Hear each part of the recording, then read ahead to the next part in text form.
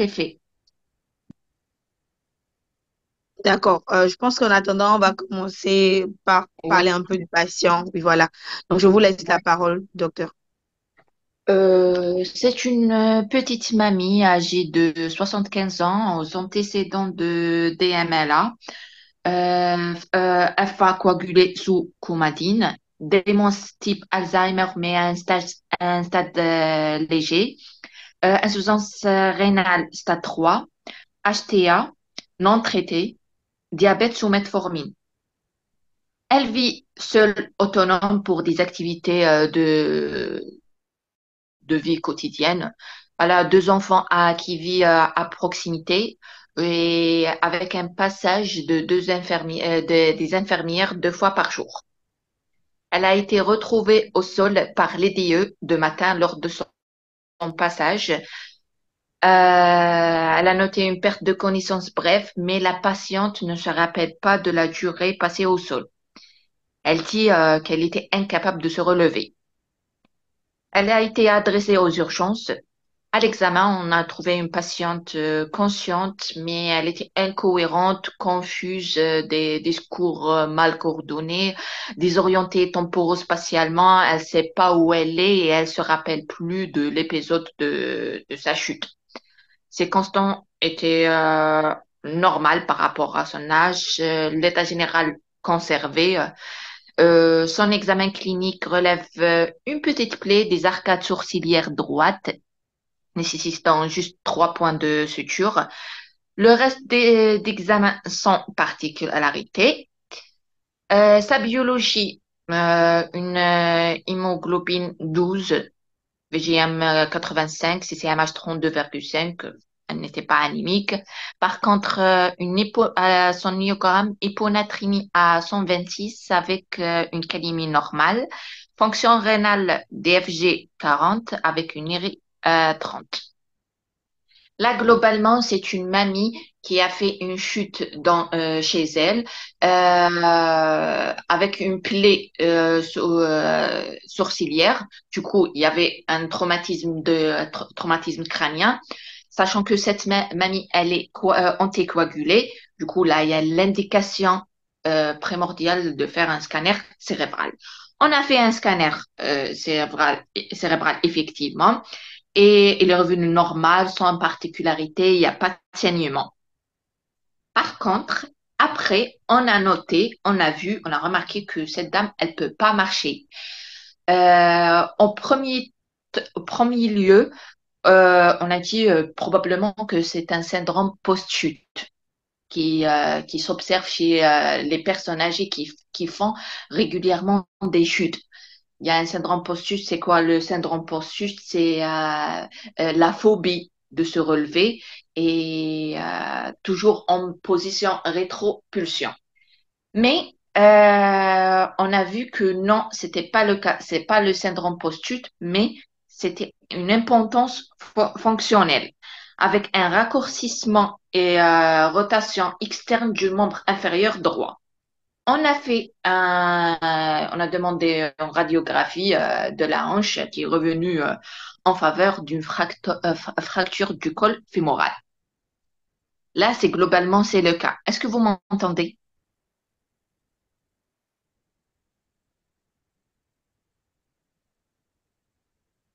Pascaline, est-ce que vous m'entendez?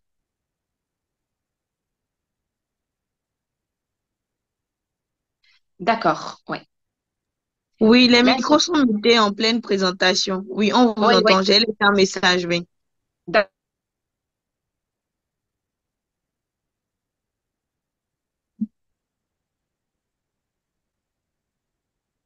Mais là, on ne Là, vous entend plus, docteur Myriam. Oui, là, maintenant, on vous entend. ouais, là c'est globalement le cas. C'est une petite dame âgée de 75 ans aux antécédents de fibrillation auriculaire anticoagulée avec clomidine, c'est un antivitamine K, démence type Alzheimer légère, insuffisance rénale, HTA non traitée et diabète sous metformine.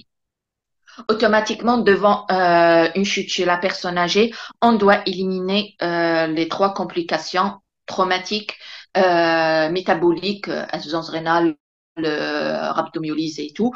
et syndrome post-chute. On a, selon la clinique, pour éliminer les complications traumatiques, on a demandé un scanner et radio de la hanche. Scanner revenu normal sans signe hémorragique et une radio de la hanche qui est revenue en faveur d'une fracture du col fémoral. Pour sa biologie, pour ses complications métaboliques, on a demandé une biologie insuffisance rénale chronique. Il n'y a pas de complications. Par contre, il y a une hyponatrémie et urée augmentée, c'est des signes de déshydratation. Il n'y a pas de signe de rhabdomyolyse, il n'y a pas de dérivation de CPK. Syndrome post-chute a été suspecté, mais c'était la fracture de col fémoral qui a un peu douté le tableau. Alors, c'était quoi la prise en charge globale de cette patiente? Il y avait devant son état de déshydratation une hyponatrémie avec augmentation de l'urie.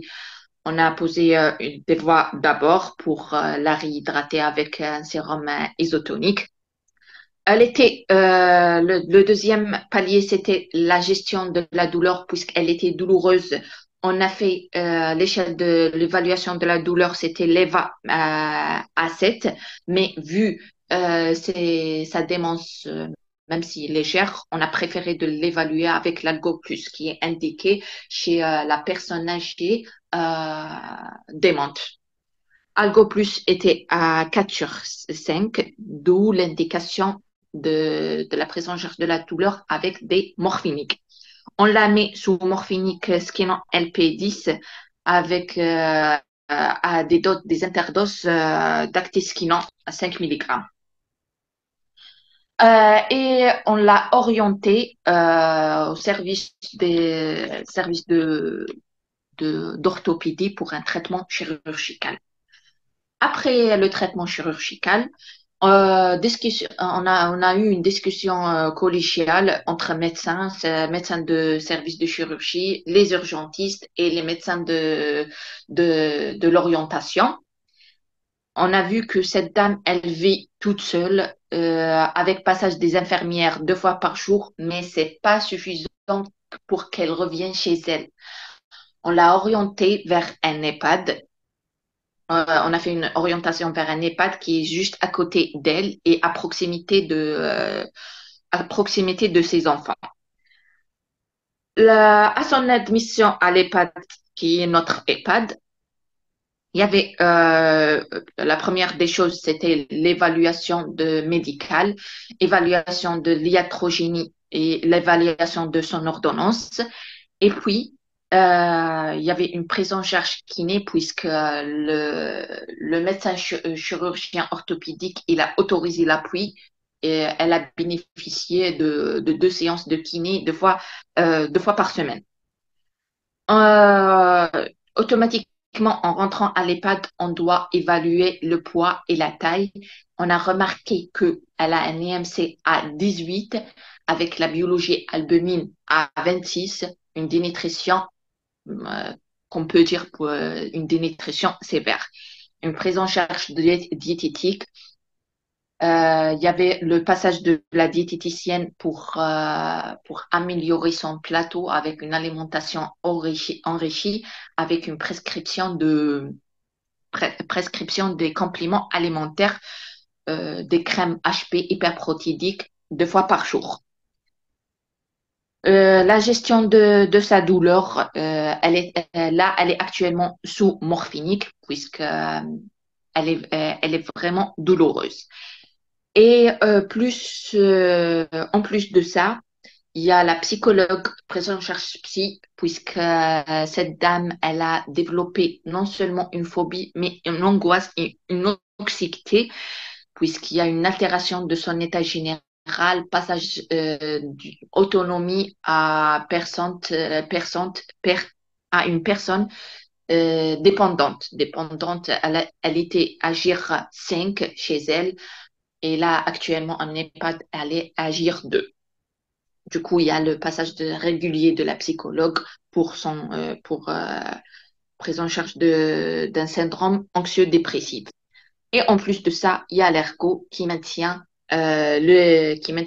l'activité qu'elle fasse notre kiné de service. Et pour faire une conclusion à la prise en charge, on a fait une prévention des escarres pour elle, puisque la dame, même si elle a une prise en charge kiné, mais elle refuse de se mettre debout en dehors des séances de kiné. Du coup, elle a bénéficié de matelas à air. Voilà, voilà, voilà. Je sais pas, est-ce que j'étais très rapide?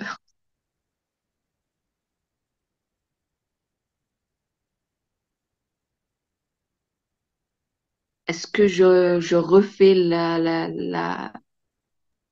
Non, vous n'étiez pas très rapide. Désolé pour le retard de réponse. Les micros sont fermés pendant que vous Oui. parlez, en fait. Mm. Voilà. Donc déjà, avant que les diapos ne puissent défiler, merci pour votre présentation.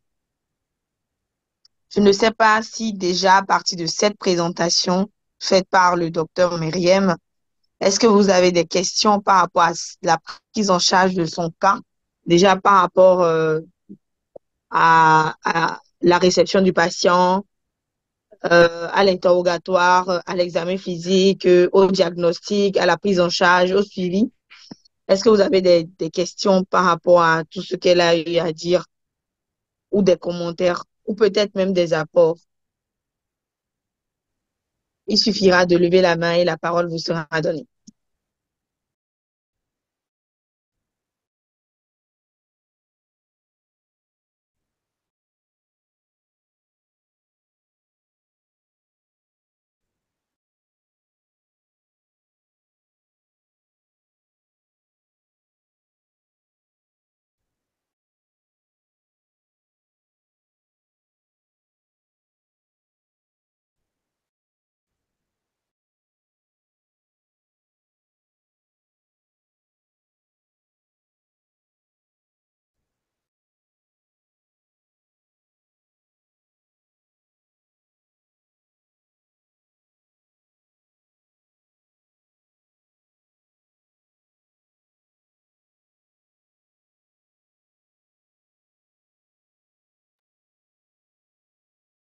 Je pense que nous allons faire un tour de table pour permettre à chacun de pouvoir dire ce qu'il pense du cas clinique, de peut-être ce que lui aurait fait par rapport à ce patient et pourquoi pas ce qu'il aurait voulu compléter. Oui, docteur Myriam, vous avez la parole. Votre main est levée.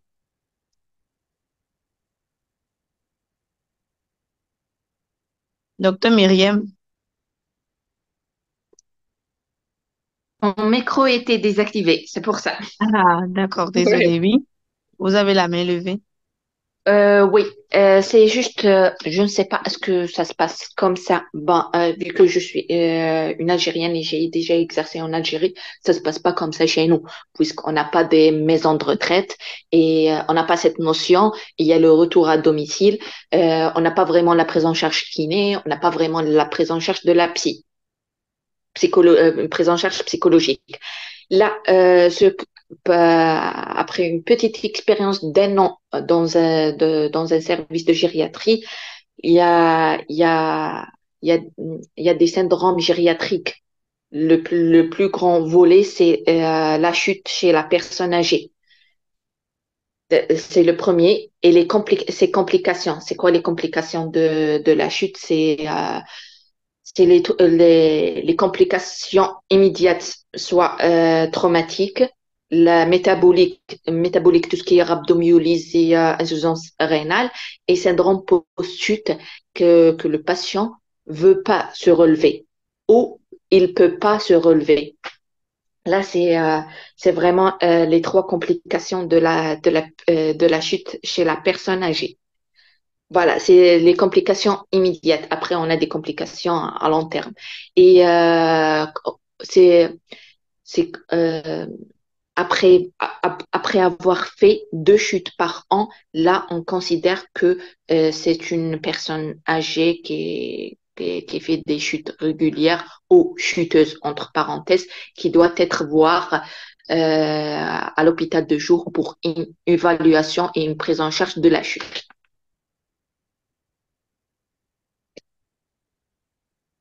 Est-ce que vous avez des questions? J'attends toujours les mains levées, je les ai pas, mais je vais quand même rester un peu avec vous avant de commencer mon tour de table. Si vous n'étiez pas en France et que vous étiez en Algérie, Oui. quelle aurait été, selon vous, la prise en charge de cette patiente-là, au-delà de la maison de retraite? Quelle aurait été peut-être la prise en charge, voilà, Ben, de l'équipe généralement?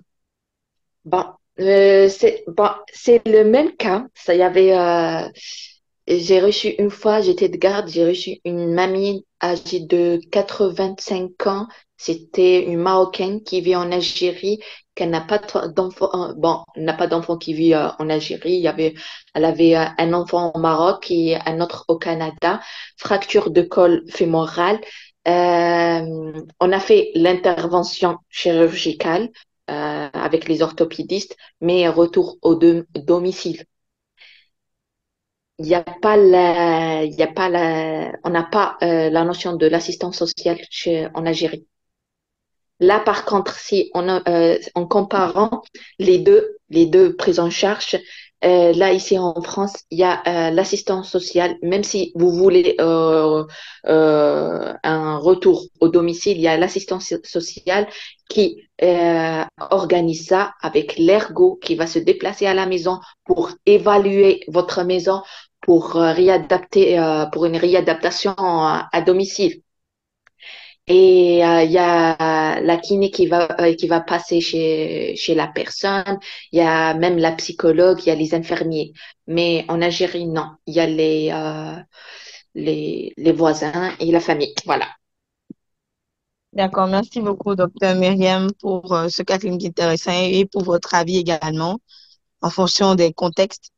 Je vais Ouais. passer la parole. Le premier nom qui me vient, c'est monsieur ou madame Alognon. Je ne sais pas si vous aimeriez partager avec nous, pourquoi pas, si vous avez déjà une expérience de chute de la personne âgée, si vous avez des questions ou même des apports par rapport à votre contexte, on aurait bien aimé l'avoir.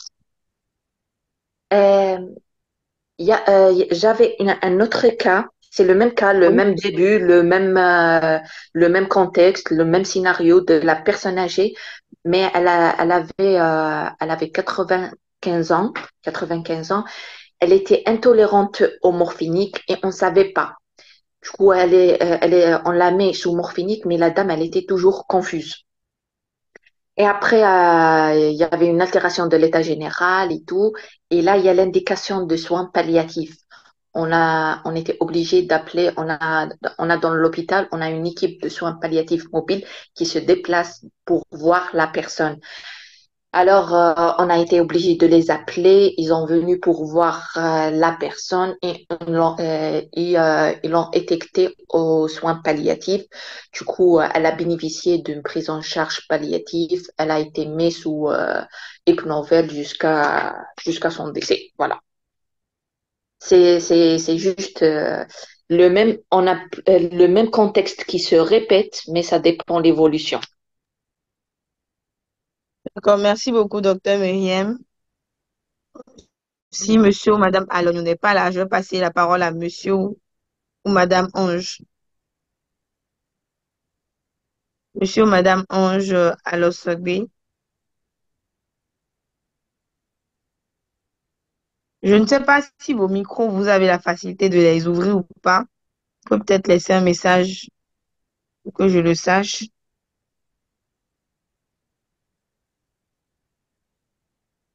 Est-ce que vous arrivez à m'entendre? Oui. J'ai un micro ouvert. Oui, Oui. Merci de vous présenter. Vous avez encore fermé le micro.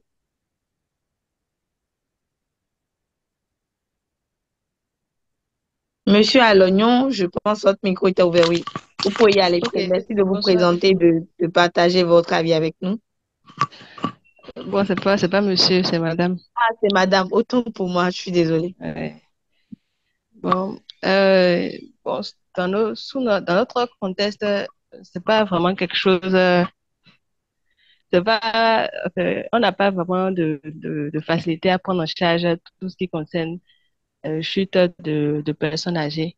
Le volet psychologique, c'est pas vraiment très important. Le seul cas qui me vient à l'esprit, c'était une personne âgée de 90 ans qui avait fait une chute sous la douche, avait fracture du col du fémur. Donc, bon, prise en charge chirurgicale juste. Et après, la famille s'est occupée du reste. Donc, soins palliatifs, volet psychologique, c'est quelque chose de plutôt abstrait sous nos yeux en Afrique. Merci. D'accord. Euh, Est-ce que vous pourriez vous présenter, s'il vous plaît, et nous parler également de votre contexte? C'est le contexte de quel Ok, pays? oui, béninoise, je suis en fonction au Bénin. D'accord. Ok, enchanté, docteur. Merci vraiment pour votre partage. Merci à vous. Merci. Donc, je vais passer rapidement à monsieur ou madame Ange à l'Osogbe.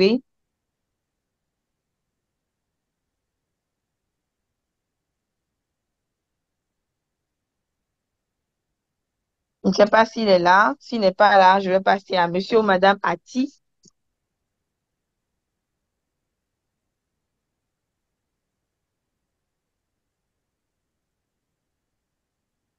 Monsieur ou madame Ati. Ok. Je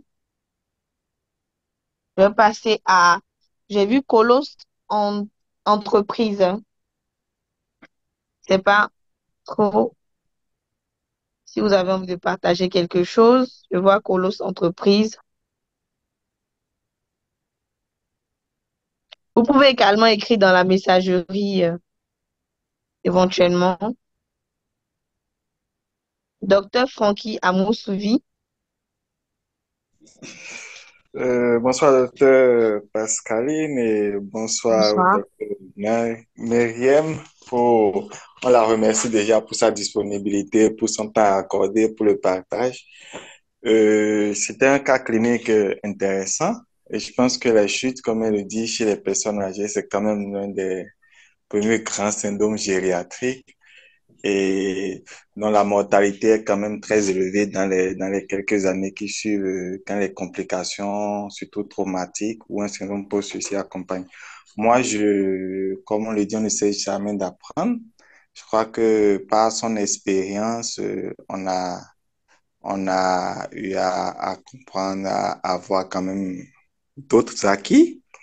On a eu, je dirais, peut-être la chance de voir un peu ce qui se fait en France.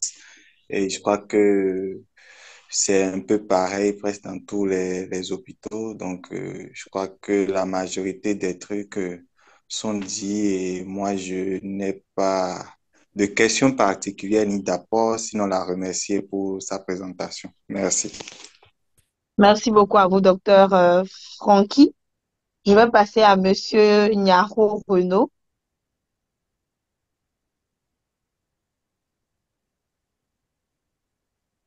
Je ne sais pas si vous avez quelque chose à ajouter par rapport au cas clinique.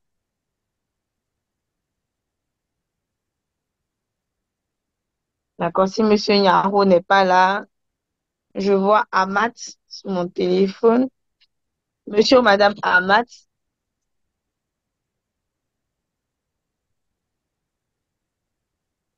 OK. Ensuite, c'est iPhone. Je ne sais pas, le docteur qui a le téléphone iPhone. Puis après, c'est docteur Kenom.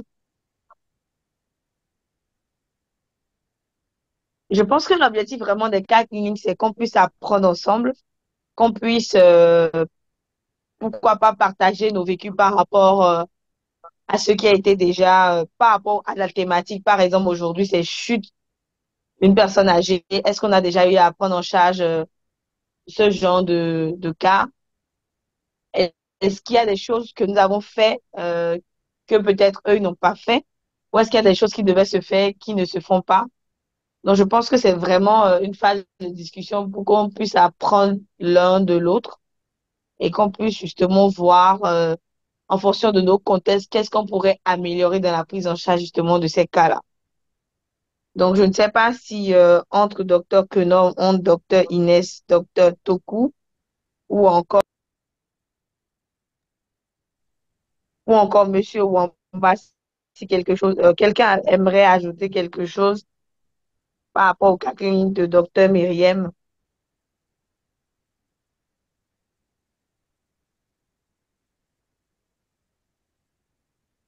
Oui, docteur Francky, faut y aller. Oui, oui, je reviens, c'est une question hein, c'est personnelle. C'est pour voir, parce que les conditions d'exercice, comme l'a dit le docteur de la médecine, ne sont pas pareilles que ce soit en Afrique ou en France.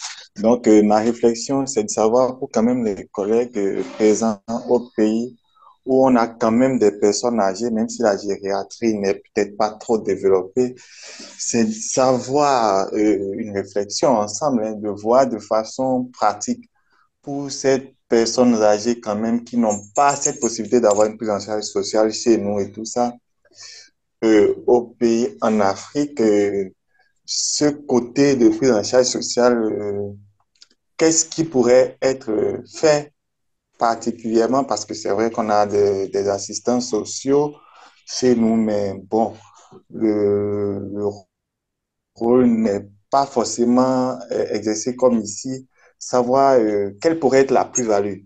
D'accord? Si on compare en fonction de ce qu'on a là-bas ici, quelle pourrait être la plus-value pour que quand même, même si on n'a pas tout ça au pays, qu'on puisse avoir une meilleure approche de prise en charge de ces personnes âgées-là. Puisque je crois que le docteur a quand même exercé en Algérie, elle exerce actuellement en France. Est-ce que de son avis à elle, il y a quelque chose de particulier qu'on pourrait faire quand même pour que cette prise en charge sociale, surtout quand les gens viennent chez nous. C'est vrai que le contexte n'est pas toujours pareil chez nous. Il y a les parents qui entourent, il y a beaucoup de petits-enfants et tout. Mais qu'est-ce qu'on pourrait faire d'autre pour améliorer quand même les chutes et la prise en charge chez les personnes âgées chez nous en Afrique? Merci. Merci beaucoup, docteur Francky. Docteur Myriam, vous avez la parole. Je pense que la parole est accordée à tout le monde. D'accord, ok, merci pour cette question. Bon, au début, quand je suis venue ici, je me suis installée. Après, j'ai commencé à voir comment ça se passe, comment ça se déroule. Des fois, je dis merci Dieu d'avoir toujours les liens familiaux même entre les voisins, entre la tante et l'oncle, entre la mère et ses enfants, entre les parents. On est toujours bien entouré en Afrique. C'est connu que les Africains sont toujours solidaires entre eux. Et là, par contre, tu vois, vous voyez une dame qu'elle a 80, elle a 5 enfants, mais qu'elle n'a pas vu depuis X temps, qu'il la cherche plus, ou qui s'en fout d'elle, ou genre, c'est un peu agressif pour moi. C'était au début. Mais après, j'ai vu en parallèle de cet isolement familial, il y a l'État qui a fait tout pour remplacer ça. Bon, même si ça se remplace pas, les liens familiaux, ça se remplace pas, mais l'État elle a essayé d'améliorer ces cas-là par mettre par une construction des maisons de retraite d'équiper les services de kiné, de l'ergo, de psychologue et de tout, voilà, de un peu tout. Mais même si, malgré tout ça, tout est équipé, mais pour moi, ça reste les liens familiaux et la prise en charge en Afrique de ces syndromes-là reste beaucoup plus mieux qu'ici en France. Ça reste un avis personnel pour moi. Je ne sais D'accord, pas, est-ce que merci j'ai beaucoup. répondu à la question? Oui, oui, oui, docteur, merci. C'était prendre votre avis parce que moi, je me suis souvent posé la question à côté de la prise en charge sociale, même sur le plan clinique où il n'y a pas forcément l'appareil clinique adapté qu'il faut. Je crains qu'une personne qui fasse une chute en Afrique, je me dis que cette personne est-ce que cette personne n'a pas plus de risque de très vite en mourir de faire une chute en Afrique que de la faire ici et de voir avec le minimum que les gens possèdent, qu'est-ce qu'il faut faire quand même pour réduire cette mortalité. C'est beaucoup de questions que je me pose et j'aime bien avoir l'avis des collègues, confrères, médecins. Voilà. Ce qui complique ici les chutes aussi, c'est le volet psychique, puisque vous trouvez une mamie ou un papy qui vit tout seul, qui s'ennuie, c'est le volet psychique qui déambule tout le temps, qui favorise la chute. Et même le syndrome post-chute avec ses complications psychologiques. En Afrique, on n'a pas on n'a pas même la notion de prise en charge psy, on n'a pas, puisqu'on n'a pas les complications psychologiques.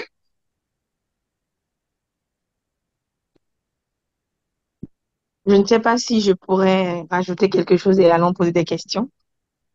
Je pense, pour mon point de vue, en ce qui concerne l'Afrique, comme vous l'avez déjà si bien dit, il y a la famille qui est omniprésente généralement pour les grandes personnes.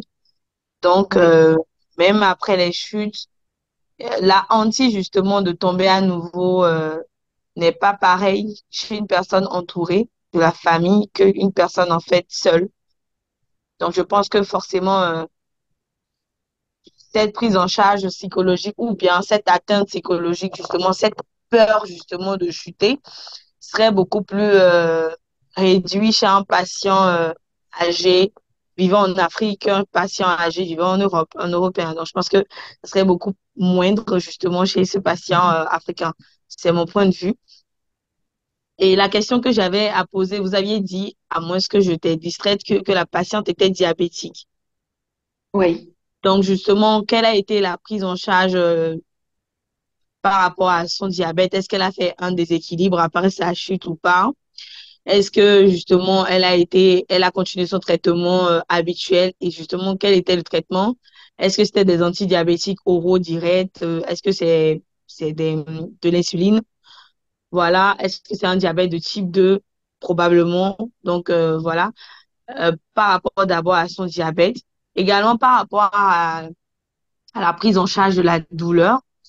J'aimerais savoir, vous allez directement justement à la morphine ou est-ce que vous auriez pu faire peut-être de l'analgésie multimodale en utilisant, pourquoi pas, d'abord du paracétamol associé euh, au néfopam et on peut aller même en association avec du tramadol, pourquoi pas, pourquoi aller directement au morphinique en fait? Est-ce que vous n'aviez oui, pas eu d'autres alternatives pour gérer son analgésie? Voilà, moi oui. j'aimerais bien comprendre. Voilà. Pour la première question de diabète, la dame, elle était diabétique type 2 sous metformine, mais avec son insuffisance rénale et elle n'a pas consulté son médecin traitant depuis X temps et du coup l'insuffisance rénale n'a pas été réévaluée ni le traitement. On était obligé d'arrêter les metformines et de faire un relais par l'insuline. Du coup là, c'est l'insulinothérapie. Et elle était équilibrée, il n'y avait pas un déséquilibre, elle était équilibrée, mais quand même, on a fait un appel à notre diététicienne, même si les régimes ou l'alimentation chez la personne âgée, à part l'alimentation enrichie, c'est une alimentation plaisir. On ne prescrit pas un régime hypoglycémiant pour la personne âgée diabétique. Et la deuxième question, c'était par rapport au morphinique ou la gestion de la douleur. Chez la personne âgée, il y a deux paliers, c'est juste le palier 1 ou le palier 3. Cette dame, elle consomme régulièrement de paracétamol. Selon sa fille, elle consomme pas régulièrement et elle était algique. On a essayé au premier temps avec une seule prise de paracétamol, ça n'a pas été marché. Du coup, on a passé directement au morphinique à petite dose avec un Skinan LP à libération prolongée de 10 mg pour qu'il couvre 2 fois par jour pour qu'il couvre les 24 heures avec des interdoses de 5 mg d'actisquinon. En France, il y a une contre-indication de palier 2 chez la personne âgée. Du coup, on prescrit rarement de tramadol pour la personne âgée. D'accord, merci beaucoup, docteur Myriam, pour la réponse aux questions. Dans la messagerie, il y a une personne qui demande qu'en est-il des prises en charge des fractures du col du fémur pour les personnes âgées survenant sans chute. La prise en charge est-elle pareille? Je ne sais pas si quelqu'un a la réponse à cette question.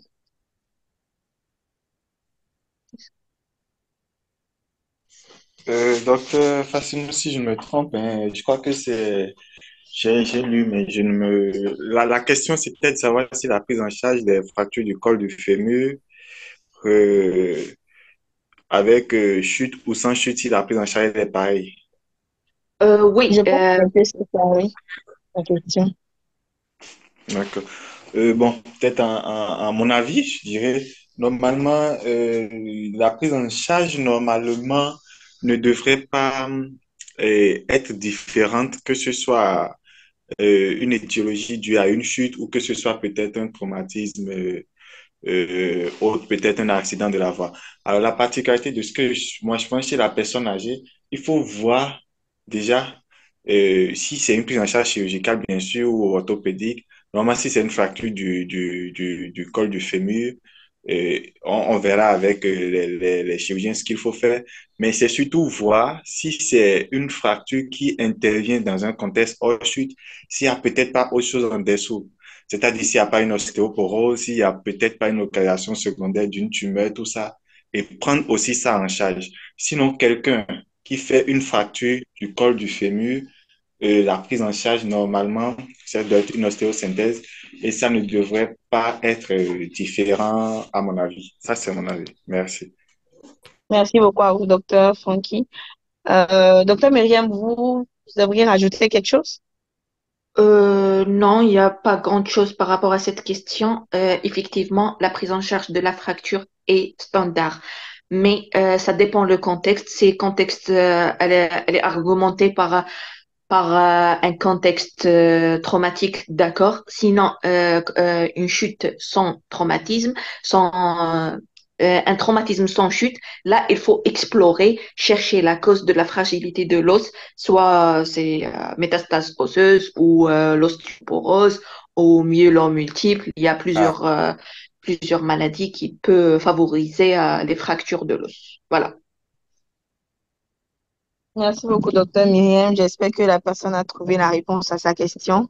Je pense qu'il y a Monsieur Renaud qui a fait un apport. Je remercie l'équipe REMA pour l'instauration des cas cliniques, également de la présentatrice. Et je pense que tout à l'heure, à la fin, on va demander votre avis un peu sur le concept de REMA cas clinique. Parce que l'objectif de REMA, à travers REMA cas clinique, c'est de permettre justement aux professionnels de la santé de pouvoir avoir un espace où ils peuvent discuter justement des cas de patients intéressants qui leur permettent justement d'enrichir leurs connaissances et surtout de pouvoir discuter librement entre eux, de pouvoir comparer les contextes, de pouvoir également à la fin avoir un consensus ou ne serait-ce qu'un accord par rapport à ce qu'il faut faire par rapport à ces différents cas de patients. Donc, c'est un peu ça. Vous me direz ce que vous en pensez à la fin et qu'est-ce que vous auriez aimé qu'on fasse et pourquoi pas, est-ce que quelqu'un serait intéressé de présenter un cas clinique prochainement? Donc, désolé pour la parenthèse, je lis, il dit, j'ai pas suivi le début de la présentation, mais dans nos contextes, la plupart des cas de la chute, les personnes âgées se sont mal déroulées. Les complications du décubitus s'installent dans la majorité et l'absence de l'assurance en santé font que ces personnes finissent par partir. Je pense qu'il parle de décès. Les personnes ayant un bon niveau socio-économique essayent de mettre les moyens pour la prise en charge hospitalière holistique, autant pour moi. Je pense qu'il faut agir sur la prévention de ces chutes et je pense que nous partageons un peu son avis.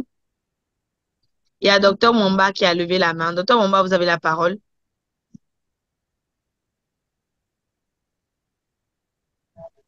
Bonsoir à tout le monde. Merci pour la Bonsoir. parole apportée. Merci au présentateur pour sa disponibilité et le cas clinique qui est assez intéressant. Moi, de manière pratique, je suis aux urgences. On m'amène un sujet âgé ayant fait une chute de sa hauteur. quel est le bilan minimum que je pourrais être amené à demander du côté surtout paraclinique? D'abord dans le contexte européen et surtout dans nos contextes africains.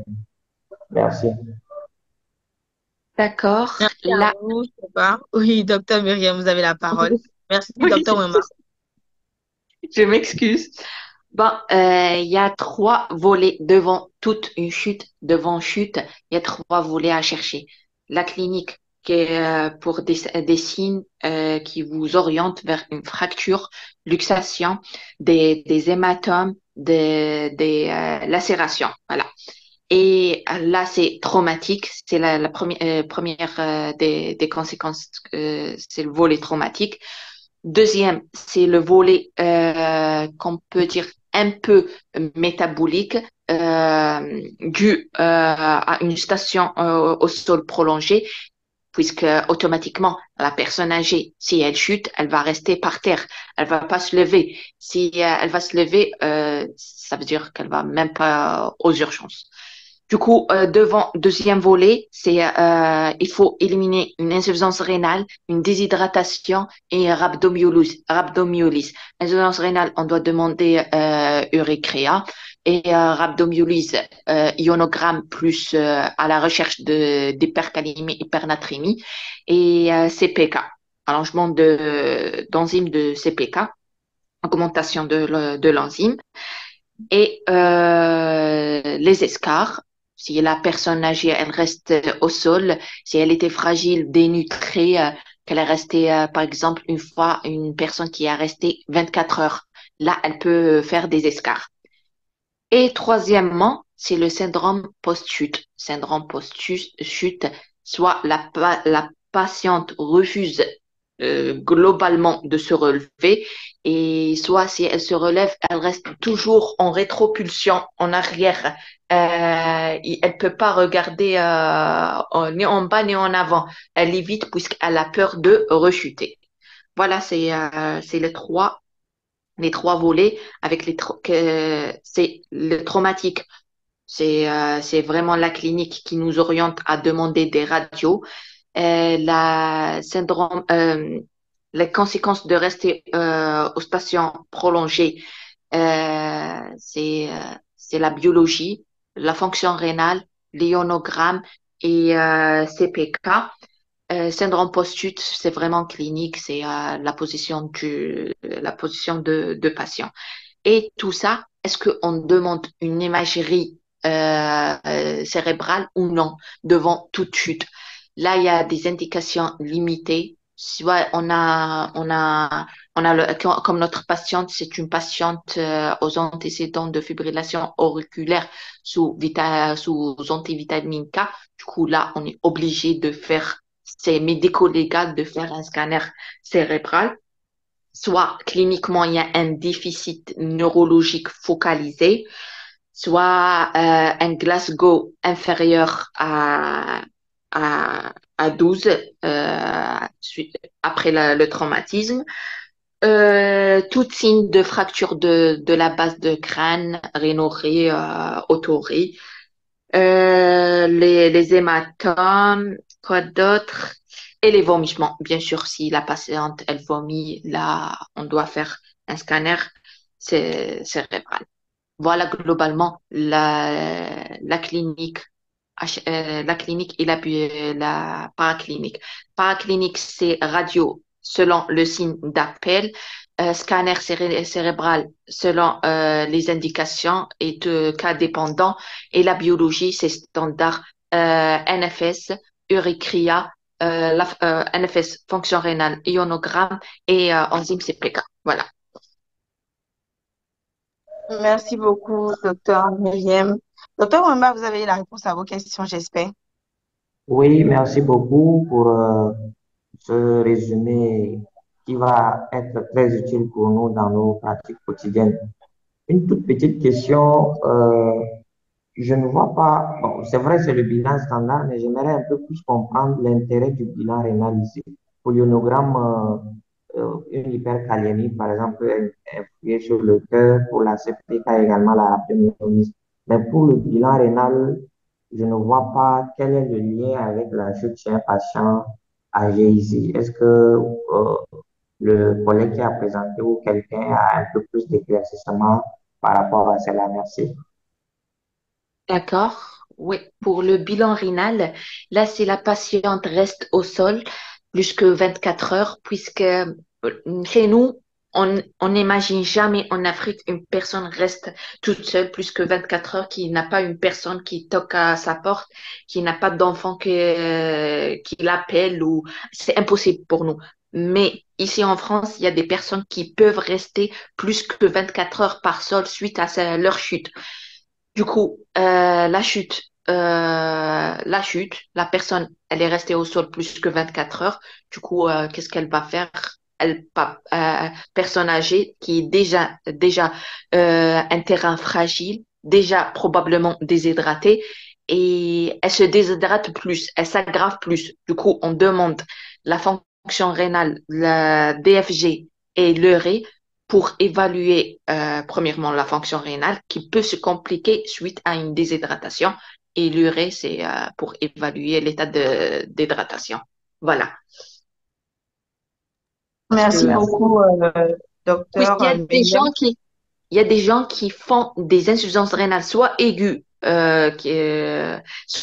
sur insuffisance rénale chronique suite à une déshydratation qui, euh, euh, qui est favorisée par une station au sol.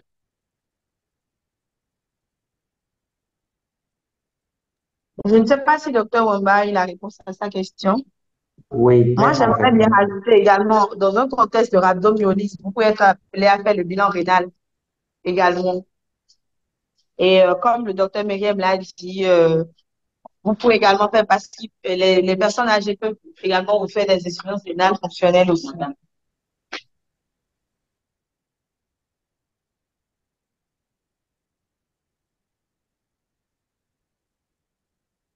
Je suis très satisfait des réponses. Merci beaucoup.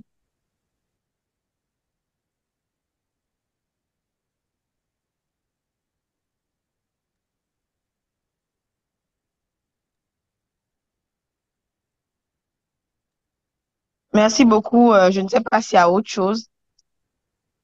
S'il n'y a pas de questions, docteur Myriam, puisqu'on est à court de temps, j'aimerais bien vous demander qu'est-ce que vous auriez aimé que nous gardons de la séance d'aujourd'hui? Quels sont les impératifs en termes de prise en charge, d'abord en termes de diagnostic après une chute d'une personne âgée et puis ensuite, quelle serait notre attitude thérapeutique, surtout en fonction de notre contexte et quelles sont les perspectives à envisager au-delà du contexte? Merci. Je vous en prie, la chute, un cas chute, qu'est-ce on doit penser directement au premier lieu, c'est elle est anticoagulée ou non. Là, c'est le volet qui va faire la différence. Si elle est anticoagulée systématiquement et impérativement, obligatoirement, scanner cérébral pour éliminer hémorragie cérébrale. Après chute, on doit impérativement aussi de traiter les complications. En premier lieu, c'est les complications traumatiques, complications métaboliques et syndrome post-chute. Et après ça, tout dépend les points d'appel. En tant que médecin, il faut bien examiner la personne âgée, puisque des fois, on passe devant une fracture de col fémoral, une fracture de l'humérus, une fracture du coude, puisque la plupart des personnes âgées ont des attitudes vicieuses et qui se plaignent très peu. La personne âgée, peut-être qu'elle est très douloureuse, mais elle va pas vous dire que là j'ai mal, là j'ai mal, là j'ai mal. Il faut bien examiner la personne. Il faut faire les examens complémentaires. Tout dépend les signes cliniques et les points d'appel. Et en plus, il faut assurer la prise en charge post-chute. C'est l'essentiel. C'est pas, oui, fracture de col, fracture de l'humérus, fracture. Il y a le traitement chirurgical. Mais après, qu'est-ce qu'on fait? Pourquoi cette personne, elle chute? Pourquoi elle fait des chutes? Et qu'est-ce qu'on peut faire pour elle, pour cette personne? Là, c'est un rôle multidisciplinaire de toutes les professions médical et paramédical. Il y a le rôle de médecin en premier lieu pour évaluer l'état de la patiente, pour évaluer le risque. Là, c'est le risque majeur de l'iatrogénie, puisqu'il y a plusieurs médicaments qui favorisent les chutes. Il y a les neuroleptiques, il y a les hypotenseurs, il y a les hypoglycémiants, il y a les antidépresseurs. Tout ça, c'est des médicaments qui peuvent favoriser la chute. Il faut réviser l'ordonnance. C'est médico-légal. Il faut réviser l'ordonnance s'il y a une personne qui a fait 2 chutes par an.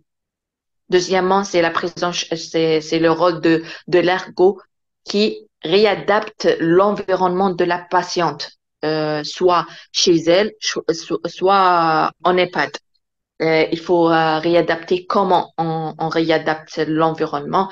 C'est que on doit voir sa douche. Est-ce qu'elle a un baignoire ou douche standard? Si elle a une douche, elle a un baignoire, il faut enlever le baignoire et faciliter sa prise de douche. Ses toilettes, est-ce qu'elle a une toilette anglaise ou à l'ancienne? Même chez elle, est-ce qu'elle a des escaliers? Est-ce qu'elle n'a pas des escaliers? Et si elle a des escaliers, elle a 2 étages, il faut aménager au rez-de-chaussée. Là, c'est le rôle de l'ergo. Si elle a une position de marche, aussi c'est le rôle de l'ergo pour réadapter des techniques, des aides à technique ou techniques à l'aide. C'est des déambulateurs ou cannes ou un rollateur. Voilà, la prise en charge en troisième lieu, c'est la kiné qui lutte contre euh, contre euh, comment dirais-je? Bon, la kiné, c'est qui fait des séances régulières de renforcement musculaire. Voilà. Et, aide à l'appui après les post-chutes. Prise en charge aussi, il y a un rôle primordial de la psychologue et pour lutter contre la phobie de rechuter, puisque toute personne qui fait plusieurs chutes par an, il développe des phobies et là, ils préfèrent rester au lit puisqu'ils vont dire que oui, si je me fais tomber, du coup, je reste au lit. Et c'est la personne, en dernier lieu, elle a bénéficié d'un traitement chirurgical et elle n'a pas l'autorisation à l'appui. Là, il faut faire toute prévention de l'allaitement, lutter contre les escarres et lutter contre les escarres par des matelas à air, lutter contre la dénutrition par surveillance régulière de poids et de l'IMC et l'alimentation, enrichir l'alimentation systématique chez la personne âgée, les compléments alimentaires avec leurs indications, une surveillance régulière des compléments alimentaires, prévention d'accidents thromboemboliques par des traitements anticoagulants, soit les anticoagulants oraux, soit HPPPM, soit HNF. Voilà, voilà, voilà. Est-ce que j'ai fait le tour? Je ne sais pas. Est-ce que j'ai répondu à votre question? Oui, je pense que vous avez vraiment fait le tour. Il y a Docteur Kenom qui aimerait prendre la parole. Docteur Kenom, vous avez la parole encore pour quelques minutes.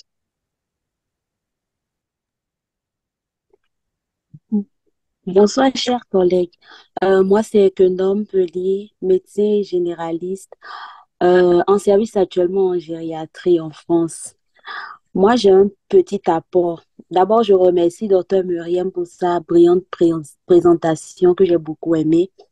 Tout ce que j'aimerais ajouter, c'est que devant un cas de chute où le patient est sous antihypertenseur, il faudra faire le test d'hypotension orthostatique qui est quand même à ne pas négliger dans les causes de chute. Donc, pour un patient, là, je comprends parfaitement ce pourquoi vous n'aviez pas abordé ce volet. Votre patient n'était pas sous antihypertenseur, donc je comprends parfaitement. Mais c'est juste un apport. pour des collègues qui auront peut-être une petite mamie qui est sous antihypertenseur, qui présente une chute, il faudrait faire un test d'hypotension orthostatique. Et après ce test, si ce test revenait positif, il faudrait penser à réduire ces antihypertenseurs. Maintenant, à part ça, le volet nutritionnel est vraiment important aussi parce qu'une dénutrition sévère peut expliquer aussi une chute chez la personne âgée. Et il y a ce qu'on appelle aussi la sarcopénie. La sarcopénie, et pour ça, il faudrait faire un dépistage chez la personne âgée qui consiste à faire le calcul de la masse musculaire et après on fait le calcul de l'impédance métrie et en fonction des résultats, on retient si le patient est sarcopénique, pré-sarcopénique ou pas du tout. Maintenant, pour un patient qui est sarcopénique, il va falloir une prise en charge dans ce sens-là. Et la prise en charge, bon, dans mon hôpital, relève des éducatrices en activité physique adaptée. On les appelle les EAPA, voilà. Et eux, ils se chargent beaucoup plus du renforcement musculaire. Maintenant, toujours dans la prise en charge de la chute chez la personne âgée, j'aimerais mettre un accent sur le rôle de l'ergothérapeute. D'abord, l'ergothérapeute joue un rôle capital dans la prise en charge. D'abord, il s'occupe du bilan de risque de chute chez la personne, avec les apprentissages aussi des transferts. Et quand on dit transfert, c'est l'apprentissage de le patient qui s'assoit en voulant se relever, qu'est-ce qu'il doit faire, en voulant se coucher. Donc, l'apprentissage des transferts. Il y a l'apprentissage aussi du relevé de sol. On apprend au patient comment se comporter une fois qu'il se retrouve au sol. Maintenant, en fonction du bilan social, si le patient doit aller dans un EHPAD ou si c'est un retour à domicile, il faudrait que l'ergothérapeute fasse une visite à domicile. Et la visite à domicile consiste en fait à voir un peu le contour, l'entourage, la maison, les précautions à prendre en termes de réaménagement de ce domicile-là, dans le cas où le patient doit revenir à la maison. Donc, c'est tout ce que moi, j'aimerais ajouter. Merci Et à je vous. pense qu'il y a une question pour toi déjà. Comment est-ce qu'on fait le test d'hypotension orthostatique? Ah oui, voilà. Pour le test d'hypotension orthostatique, d'abord, on mesure la tension artérielle au niveau des deux bras. Maintenant, on retient le bras où la tension est élevée. Donc, on continue comme ça. On prend la tension d'abord quand le patient est couché. Après, on prend assis. Après, on prend quand le patient se lève à 1 minute, à 2 minutes et à 3 minutes. Ce test d'hypotension orthostatique est dit positif lorsque quand le patient passe de la position couché à la position debout, s'il y a une diminution de la pression artérielle systolique de 20 mm de mercure et ou une diminution de la pression artérielle diastolique de 10 mm de mercure. Voilà. Là, on conclut que ce test est positif. D'accord. Merci beaucoup, docteur Prenum, pour vos apports. Merci à docteur Myriam pour la présentation. Je ne sais pas si des gens ont envie bien de nous dire ce qu'ils pensent justement de Remaka Clinic. Qu'est-ce que vous pensez? Est-ce que vous pensez que c'est une bonne initiative? Est-ce qu'il faut le continuer? C'est la première question. La deuxième question est de savoir qu'est-ce que vous auriez aimé qu'on améliore par rapport aux prochaines fois? Et éventuellement, on ne sait jamais, qui serait intéressé à présenter un prochain cas clinique. Voilà, donc la parole est libre, il suffit de lever la main, de nous dire ce que vraiment vous pensez. Et on aimerait vraiment que vous nous parlez parce que vos avis sont vraiment importants pour nous. Merci. Oui, docteur Myriam, votre micro est déjà ouvert. Ah, c'était fermé. Oui, oui, oui. Bon, la Voilà, je ne sais question. pas ce que vous pensez de ça, de Remaka Clinic. Et Bon, si d'autres personnes aimeraient quand même dire ce qu'ils en pensent, vous pouvez même écrire dans la messagerie.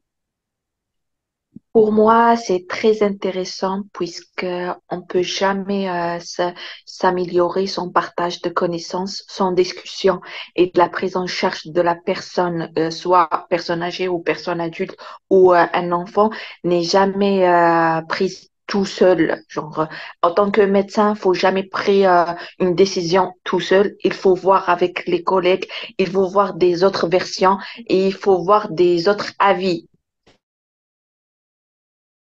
On se complète.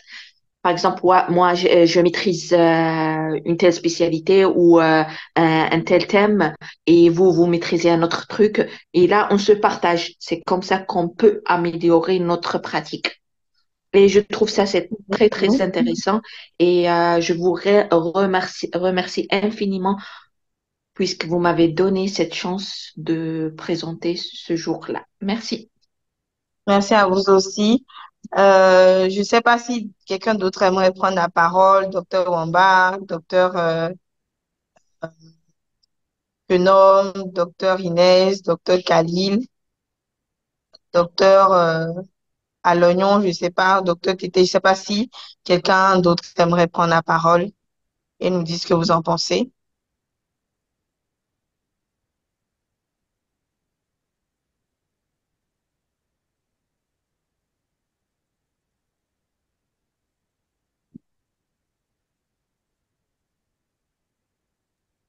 Oui, bonsoir.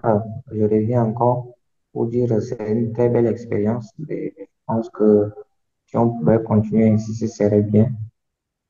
Voilà, maintenant, je ne sais pas quelle est la durée prévue, mais je pense quand même que l'intérêt ici, c'est qu'à la fin, chacun puisse retenir quelque chose.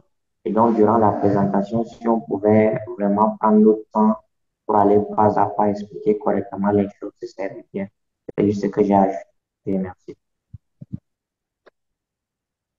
Merci beaucoup, docteur. Je ne sais pas si d'autres personnes aimeraient intervenir. Oui, docteur Élisée, vous avez la parole.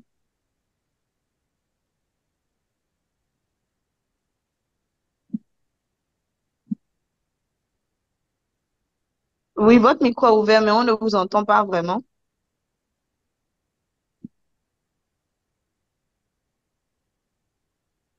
Docteur Élisée, on ne vous entend pas.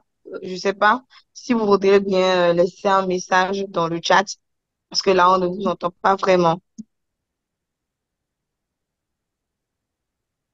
Mais s'il n'y a plus rien à dire, je vais nous souhaiter bonne soirée. Si vous êtes intéressé de présenter un cas clinique au sein de la communauté REMA, il suffit d'écrire à Contact REMA. Je vais demander à mon collègue de laisser dans la messagerie. Il suffit de nous contacter par rapport au cas clinique que vous aimeriez présenter. Et aujourd'hui, c'est exceptionnel parce que le docteur Myriam n'est pas chez elle. Elle n'a pas pu avoir accès à son PC. Sinon, on aurait eu droit vraiment à une présentation avec des diaporamas qui vont défiler. Donc, merci beaucoup à vous. D'accord. Donc, les cas cliniques à l'avance, d'accord. On va essayer de voir comment on peut présenter peut-être sur les affiches quelques détails qui vont nous aider à nous préparer. Merci beaucoup à tous. Merci beaucoup à vous, docteur Myriam, pour avoir accepté de présenter ce cas clinique. Merci à tous ceux qui sont restés jusqu'à la fin. C'est vraiment important pour nous et nous vous en remercions. Et on va se dire à très bientôt pour un prochain cas clinique REMA. Portez-vous bien, prenez bien soin de vous et à plus tard. Merci. Merci. Au revoir.